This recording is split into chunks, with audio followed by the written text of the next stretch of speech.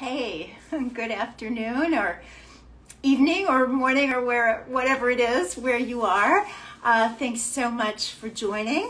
This is day 2 of the Younger by the Day series, when I'll be reading from the day book, Younger by the Day. Oh, Dr. Ball, what an honor, Dr. Sumit Ball. He's been on my podcast. He's a wonderful physician in Brooklyn, New York, and also a wonderful meditating person. Lovely to have you. So for people who weren't with us yesterday, I read a little bit from this day book and then I talk about it. Now this book was written way back in 2004, so I'm kind of talking to you as my 53-year-old self that I was back then and my 71-year-old self that I am now. So you kind of get the whole expanse of Younger by the Day and, just being the age you are by the day and loving it and having a brilliant life. So what we're going to talk about today is this January 19th chapter, Move Like a Dancer, Stand Like a Queen. So to gentlemen listening, just use the masculine pronouns, or anybody who needs to use whatever kind of words you need, please be comfortable. I want everybody to feel welcome. If I told you that you could instantly appear 10 pounds lighter, look 10 pounds younger, and make your off-the-rack outfit pass for couture, you would probably mistake me for an infomercial. It is possible, though, and without 4 easy payments. The secret is in your carriage, in the way you hold your body and move it through the world. Exquisite posture is so unusual that glimpsing it can be startling, good startling, the way that spring's first blossoming magnolia can catch you off guard. Women who carry vessels of water on their heads have it, but I don't know any of those. Dancers have it, retired dancers too, and soldiers, although they're at the stiff end of straight, and those actors trained to use their bodies as fine instruments. Slouching compresses internal organs, impedes breathing fully, and compromises the integrity of the spine. Slouchers look like slackers, even if they're nothing of the sort. Conversely, standing straight and moving with grace tells the world you are somebody. You look confident whether you feel it or not. Even spiritually, the way you hold your body matters. The yogis contend that spiritual energy is meant to travel up your spine, enlivening subtle energy centers along the way. Poor posture may interfere with your enlightenment as well as your alignment. You can't force yourself to stand up straight or hold your shoulders back. If that were effective, all the times our mothers told us to do it would have worked. You can, however, notice several times a day the way you're holding your body. Notice it right now, in fact. How are you sitting or standing? Is your stomach distended? Are your shoulders level? Are you closer to straight or closer to sprawled? This isn't a judgment call, it's an awareness call. If you don't like what you discover, you can start to change it. In addition, check your mood.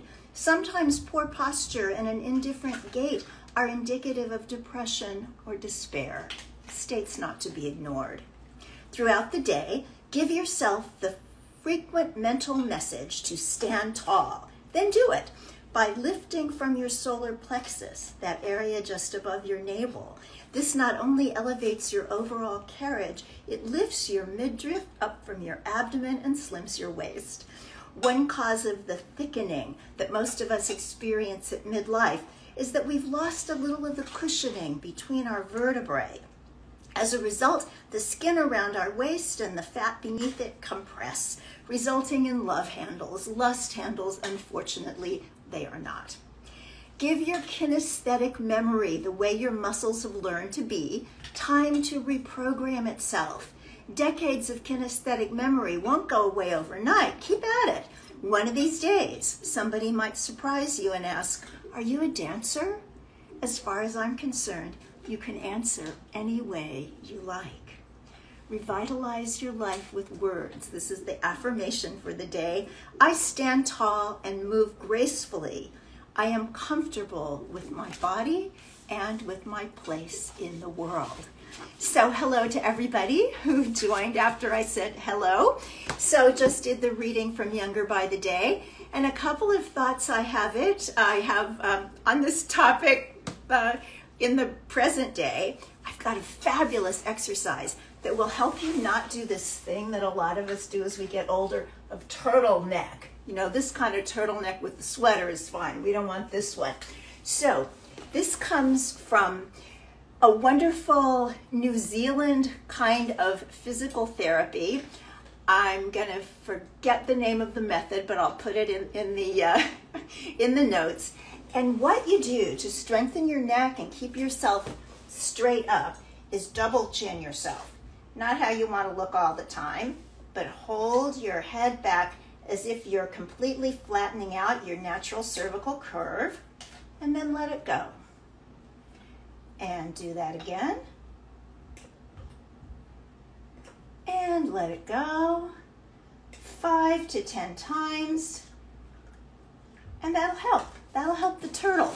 Now, I talked about in the book lifting from the solar plexus, but what seems to make more sense to me today is lifting from right here, lifting from the sternum area. And I notice that especially when I'm walking, if you're just walking, you know, the way we tend to walk or the way I tend to walk, but if you think about lifting right here, it makes so much more sense than shoulders back. Who holds their shoulders back? That's odd.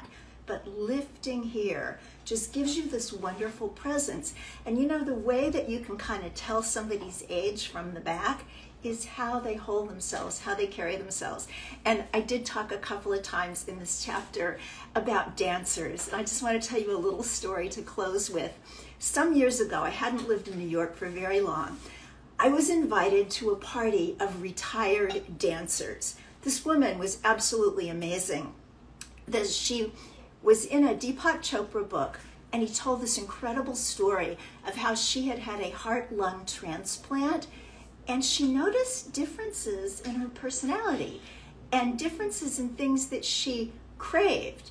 So, for example, for the first time ever, she found herself craving chicken nuggets and beer.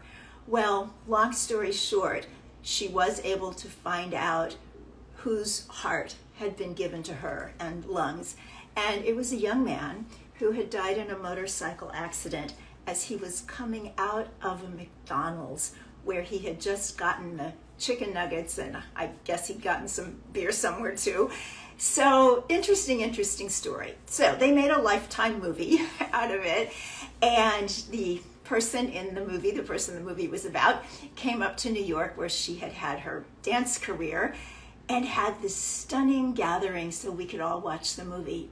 And I have to tell you, that was a night to remember, because these were dancers mostly in their 70s and 80s, and they walked as if they had just come off the stage at the New York City Ballet.